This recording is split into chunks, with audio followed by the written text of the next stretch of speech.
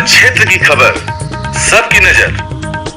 बने रहे news flash Bharat के साथ।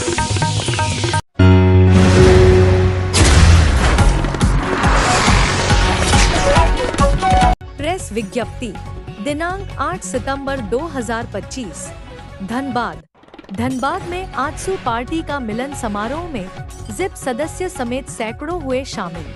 धनबाद नगर भवन में आजसू पार्टी का भव्य मिलन समारोह आयोजित हुआ। कार्यक्रम के मुख्य अतिथि पार्टी के केंद्रीय अध्यक्ष व झारखंड के पूर्व उपमुख्यमंत्री श्री सुदेश कुमार महतो रहे।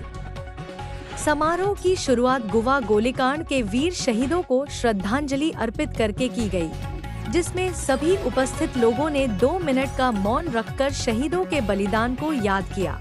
सुदेश महतो ने अपने संबोधन में कहा कि कोयलांचल में लगातार खनन हादसे हो रहे हैं। मैं इन्हें विस्थापितों और मजदूरों का नरसंहार मानता हूं। उन्होंने कहा कि आजसू ने कोयलांचल के मुद्दों पर लगातार आवाज उठाई है, लेकिन कोल इंडिया और राज्य सरकार चुप बैठे हैं। एनडीए का घटक होने के बावजूद आजसू कोयला क्षेत्र की गड़बड़ियों पर चुप नहीं बैठेगी। उन्होंने कहा कि राजनीतिक बिखराव के कारण समाज आज चौराहे पर खड़ा है। उन्होंने कहा कि हम लोग झारखंड आंदोलन के बारे में पढ़कर भाषण नहीं देते। हम लोगों ने लड़ा भी है और झारखंड को गढ़ा भी है।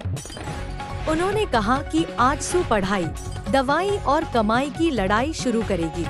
वर्तमान झारखंड सरकार की नीतियों पर आलोचना करते हुए कहा कि वित्तीय कुप्रबंधन और गलत नीतियों के कारण जनता को योजनाओं का लाभ नहीं मिल पा रहा है। उन्होंने कहा कि नेतृत्व की कमजोरी और राजनीतिक इच्छाशक्ति की कमी के कारण जनता में जागरूकता और एकता का अभाव है। श्री महतो ने कहा कि झरिया और उसके आसपास अवैध कोयला खनन के चलते मजदूरों की मौतों और धनबाद में बढ़ते प्रदूषण, जल संकट, स्वास्थ्य, शिक्षा और रोजगार की कमी पर चिंता व्यक्त की। रेलवे से उच्चतम राजस्व देने के बावजूद जिले का विकास सूचकांक बेहद नीचा है और राज्य सरकार की उदासीनता स्पष्ट है। मीडिया से बात करते हुए श्री सुदेश महतो ने कहा कि झारखंड के कोयला खदानों में मजदूरों की लगातार मौतों को अब नरसंहार कहा जा सकता है। उन्होंने स्पष्ट किया कि अवैध खनन और सुरक्षा मानकों की अनदेखी के लिए राज्य सरकार पूरी तरह जिम्मेदार है। उन्होंने कहा कि केवल नियमों और नीतियों का कागजी तौर पर होना पर्याप्त नहीं है। वास्तविक क्रियान्वयन और मजदूरों की सुरक्षा प्राथमिकता होनी चाहिए। उन्होंने सूर्या हांसदा केस का जिक्र करते हुए कहा कि राज्य में आत्मसमर्पण की नीति लागू की गई, लेकिन इस मामले में न्याय नहीं हुआ।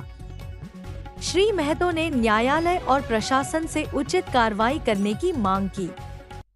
साथ ही उन्होंने कुडमी समाज की मांग को भी रेखांकित किया, जो अनुसूचित जनजाति सूची में शामिल होने के लिए वर्षों से संघर्ष कर रहा है। उन्होंने कहा कि यह सामाजिक और कानूनी मुद्दा है।